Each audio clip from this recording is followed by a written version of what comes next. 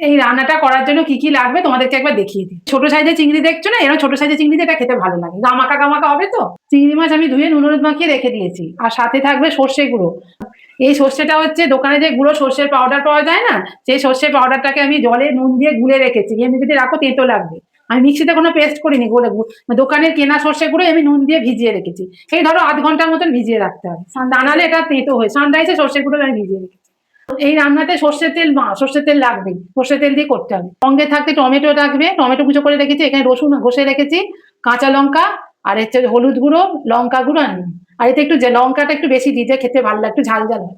এই রসুন চিংড়িতে না, রসুন তোমরা হয় তোমার একটুখানি আমাদের সাথে থেতো করে দেবে, আর তা নাহলে ঘষার জায়গাতে একটু ঘষে নেবে, আদা ঘষা যে ছোট ছোট স্টিলের জায়গাগুলো পাওয়া যায় না, ওতে ঘষে নেবে, তোমরা পেস্ট করবে না। আর রসুনটা তেলে ভাজবে না, আমি কিভাবে করছি তোমাদের দেখাচ্ছি। কড়াতে আমি তেল দিয়ে দিচ্ছি, তেলটা গরম হয়ে গেছে, এবার মাছগুলো দিয়ে দিচ্ছি।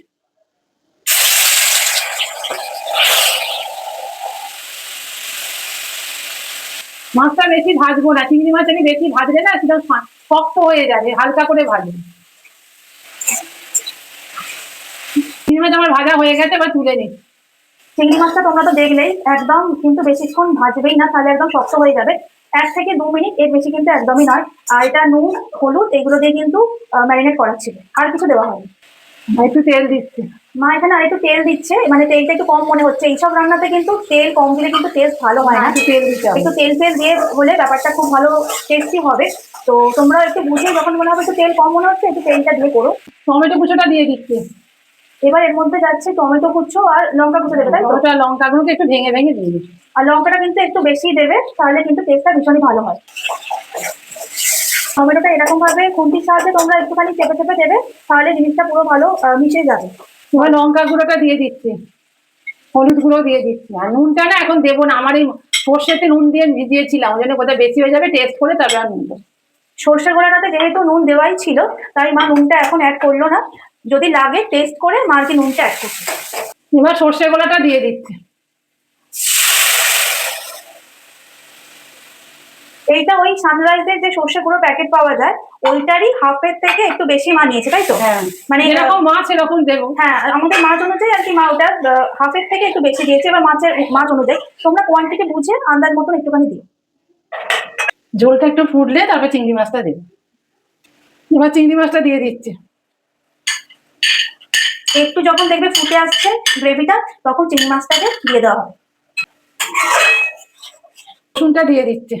এই রান্নায় কিন্তু রসুন আগে থেকে ভাজা হয় না, ওটা তাহলে গন্ধটা অন্য হয়ে, এটা একটা অন্য ফ্লেভার আসে, এটা কাঁচা রসুনের একটা আলাদা গন্ধ বেরোয়, দুর্দান্ত খেতে হয়। তোমাদেরকে বলবো অবশ্যই এটা ঠিক এইভাবে ট্রাই করো, মানে অসাধারণ খেতে হয়, আর খুব তাড়াতাড়ি হয়ে যায়।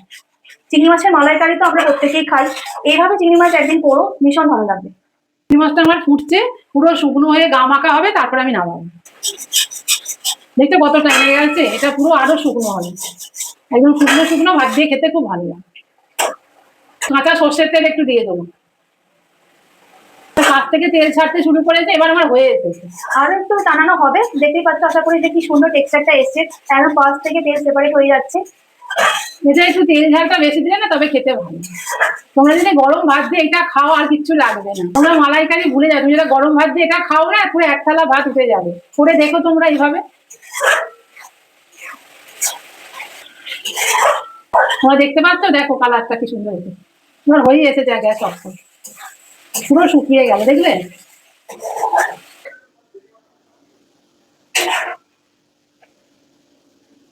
এখানে মায়ের রসুন চিংড়ি কিন্তু রেডি, তোমরা দেখতেই পাচ্ছ আশা করি কতটা, মানে আমার তো দেখেই জিভে জল এসে যাচ্ছে। আর দেখো পাশ দিয়ে কতটা তেল ছাড়ছে।